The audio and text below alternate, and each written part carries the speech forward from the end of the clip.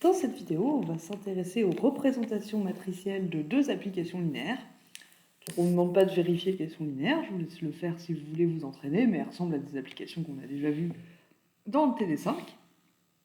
Donc f, c'est une application sur l'ensemble des polynômes de degré 1, qui a un polynôme de degré 1, donc associe sa valeur en 0 et sa valeur en 1, ce qui nous fait un vecteur de R2. Et G, c'est une application de R2 dans R2 qui prend un couple de réels et renvoie un autre couple de réels, x moins 2y et 2x moins y. On nous demande de commencer par donner la matrice de f dans les bases canoniques de R1 de x et de R2. Donc, base canonique de R1 de x, c'est la famille de deux polynômes suivants.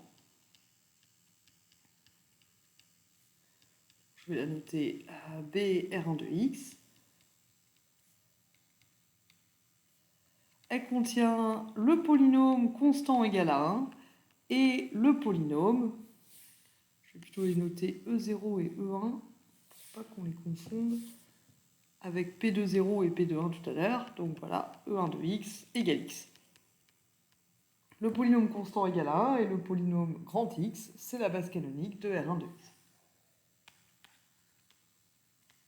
L'espace d'arrivée, c'est R2, et la base canonique de R2,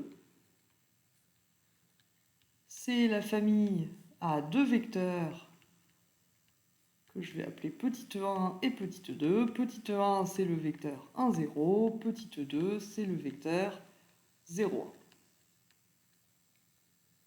1. Voilà. Alors, comment est-ce qu'on calcule la matrice de f dans la base canonique de R1 de x et la base canonique de R2 de x? La recette, du coup, c'est de commencer par calculer. Donc là, on essaye d'obtenir la matrice de f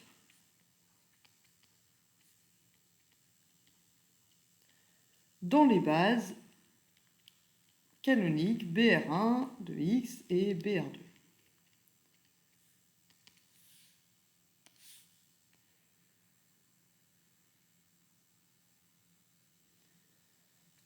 Et pour ça, on calcule l'image par f des vecteurs de la base canonique de l'espace de départ, donc f de 0 et f de 1. f de 0, c'est E0 de 0 et E0 de 1. f de 1, c'est E1 de 0 et E1 de 1. Par définition, de f, c'est ça, elle prend la valeur en 0 et la valeur en 1. Maintenant, E0, il est constant égal à 1. Donc E0 de 0, E0 de 1, E0 de tout ce que vous voulez, ça fait toujours 1. Et d'un autre côté, E1 de 0, E1 de x, ça fait x. Donc E1 de 0, ça fait 0. E1 de 1, ça fait 1. Donc f de 0 et f de 1, c'est 1, 1 et 0. Maintenant, il faut qu'on écrive f de 0, il faut qu'on trouve ses coordonnées dans la base BR2. Alors ça va pas être très difficile, hein. Les coordonnées dans la base canonique, comme on voit à l'œil nu, 1, 1, c'est 1 fois E1 plus 1 fois E2, c'est E1 plus E2. Du coup, ça nous donne f de E0 en coordonnées dans la base BR2, ça nous donne la première colonne de la matrice.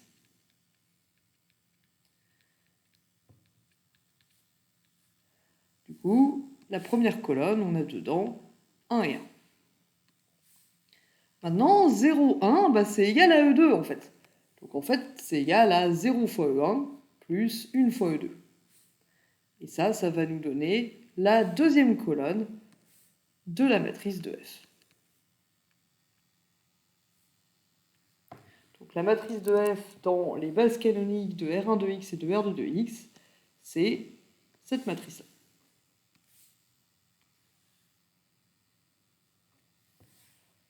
Maintenant, on n'a plus qu'à appliquer la même recette pour trouver la matrice de G.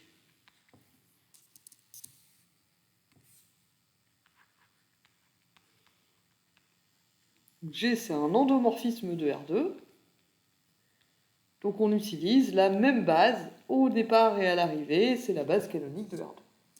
Pour ça, il faut qu'on calcule G de E1 et G de E2, c'est-à-dire G de 1, 0 et G de 0, 1. Alors, c'est qui G de 1, 0 ? G de 1, 0, ça va faire 1 moins 2 fois 0 qui fait 1, et 2 moins 1 fois 0 qui fait 2, donc ça va être 1, 2. Et G de 0, 1, donc cette fois x fait 0 et y fait 1, ça va être moins 2, moins 1.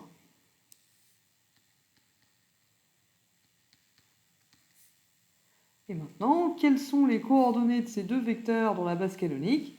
À nouveau, c'est pas très difficile, hein, ça va nous faire à 1 fois E1 plus 2 fois E2 d'un côté, et d'un autre côté, ça va nous faire, quelle couleur je pourrais bien prendre, allez, rose. Moins 2 fois E1 plus moins 1 fois E2 pour G de E2. Et ça nous fait du coup les deux colonnes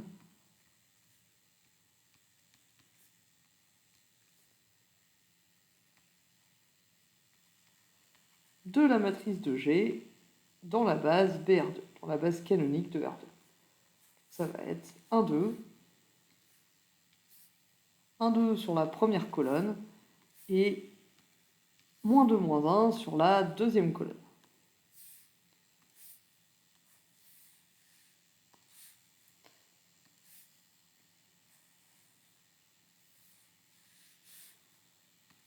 Ensuite, on nous demande de calculer de deux manières différentes la matrice de G rond F. Alors G rond F, elle est bien définie, hein, puisque F de P, c'est un polynôme, au contraire, c'est un vecteur de R2.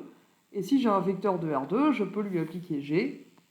Donc aucun problème pour définir G rond F de P. Et on va obtenir la matrice de G rond F de deux façons différentes. Donc la première méthode, on va commencer par calculer G rond F.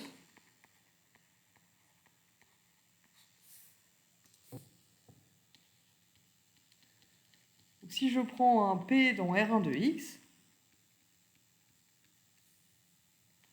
G rond F de P, c'est du coup G de F de P, et F de P, bah, c'est P de 0, P de 1. Donc c'est G de P de 0, P de 1. Et G de XY, on a dit que c'était X moins 2Y à 2X moins Y. Donc ça fait P de 0 moins 2P de 1. Et 2P de 0 moins P de 1. Et donc ça, c'est l'application G rond F de P. C'est ce vecteur de R2 qui est associé à P. À partir du moment où on a la formule de G rond F, on peut trouver la matrice de G rond F en faisant, comme on a fait pour F à la question 1, on calcule G rond F de E0 et G rond F de E1, l'image par G rond F des deux vecteurs de la base canonique. G rond F de 0, du coup, ça nous fait 2 fois E0 de 0, moins 2, E0 de 0, moins 2 fois E0 de 1, et 2 E0 de 0, c'est qu'il est, moins E0 de 1.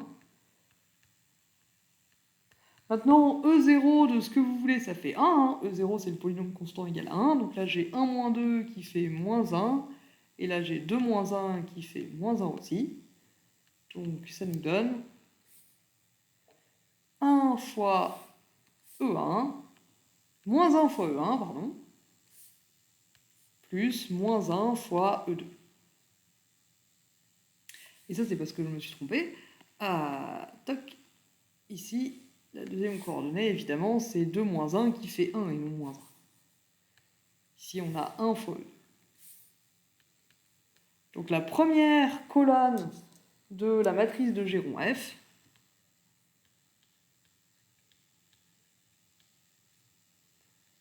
ça va être moins 1. Pour avoir la deuxième colonne, on calcule G rond F de E1, qui nous fait E1 de 0, moins 2 E1 de 1.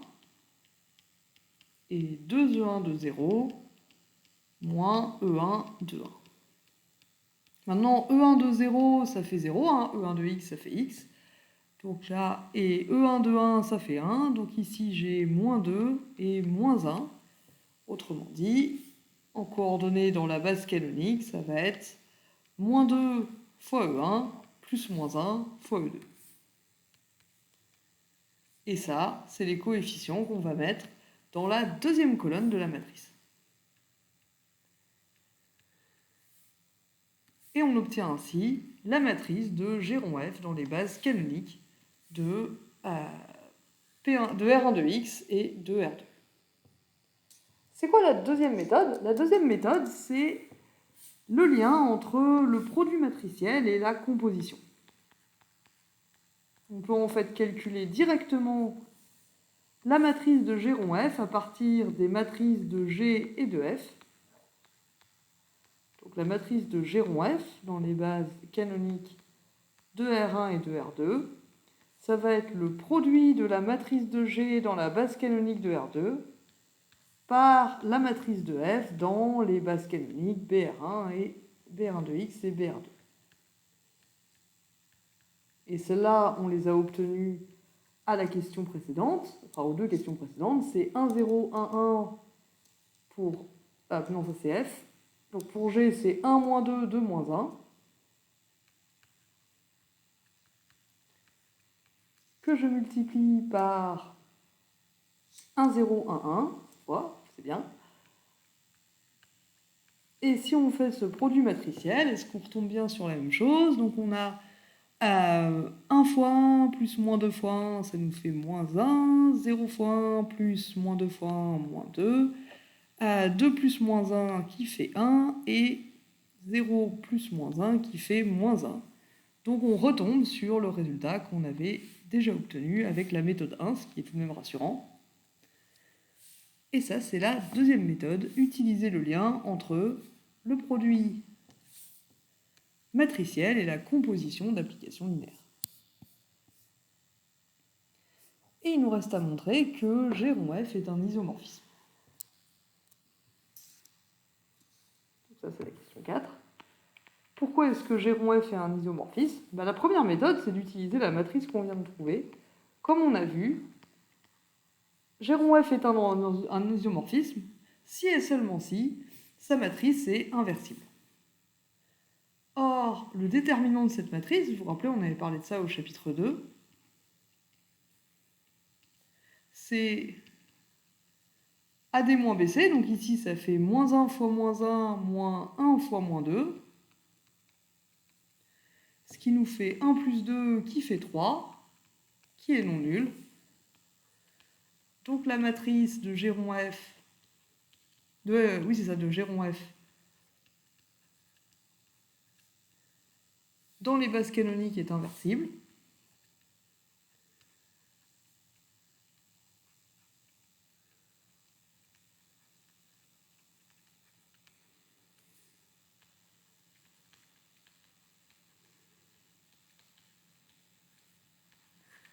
Donc G rond F est un isomorphisme.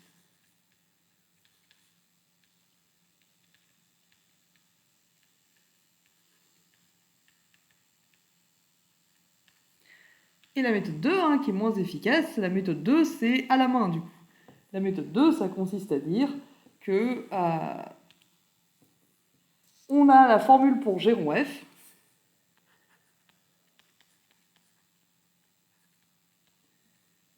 Donc on peut vérifier si G rond F est un isomorphisme. Donc, premièrement, on détermine qu'R G rond F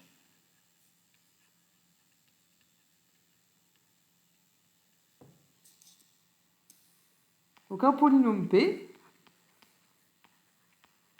dans R1 de x, donc un polynôme ax plus b, un polynôme de degré inférieur ou égal à 1.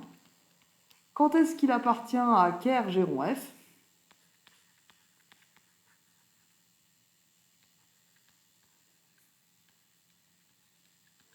Quand G rond F de P c'est égal au vecteur nul de l'espace d'arrivée, donc de R2, Et ça revient à dire, on a dit que G rond F est P de 0 moins 2 P de 1, donc il faut que P de 0 moins 2 P de 1, ça fasse 0.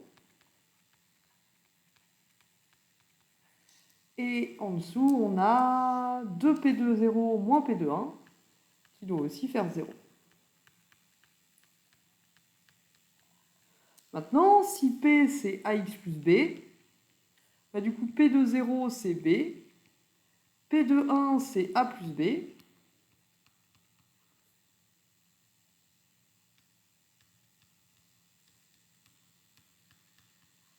donc en fait on obtient un système dont les inconnus sont les coefficients du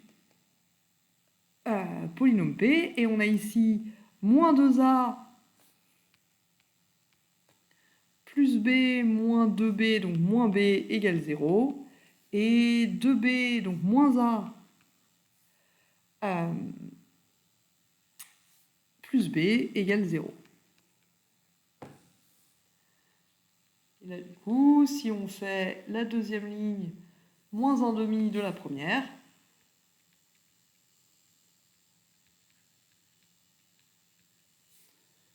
on obtient du coup moins 2A moins B égale 0.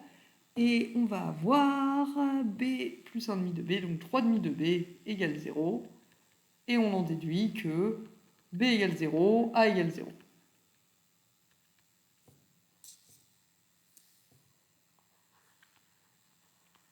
Et du coup, si A et B sont égaux à 0, bah P c'est le polynôme nul du coup. C'est le polynôme 0x plus 0 plus 0, c'est le polynôme nul. Donc ker G rond F ne contient que le vecteur nul de R1 de X. Donc G rond F est injective.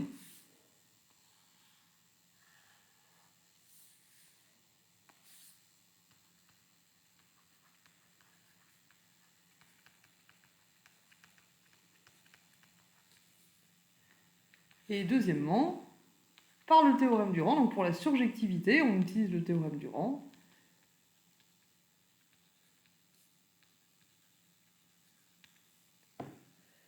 Par le théorème du rang, du coup, la dimension de R1 de X, qui est égale à 2, elle est égale au rang de F plus la dimension du noyau de F. Et la dimension du noyau de F, on vient d'obtenir que ça fait 0. Ça fait 2. Ça fait 0. Donc le rang de F est égal à 2.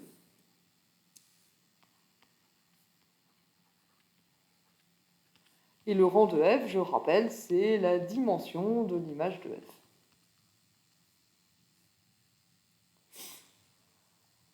Et l'image de F, c'est un sous-espace vectoriel de R2, de l'espace d'arrivée.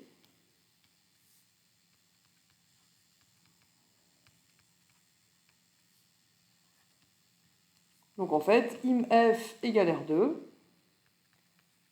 Ah pardon, c'est G rond F tout du long là. Ah mince, je suis désolée, c'est pas du tout F. C'est G rond F, puisqu'on n'étudie pas F, on étudie G rond F.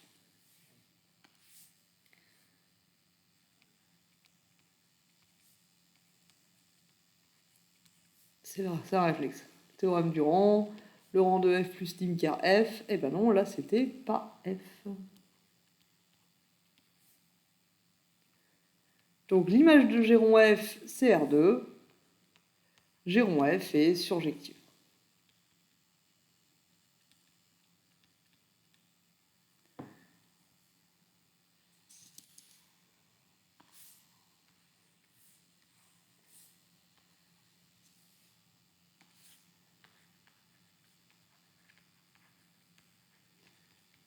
Donc G rond F est une bijection linéaire, c'est-à-dire c'est un isomorphisme.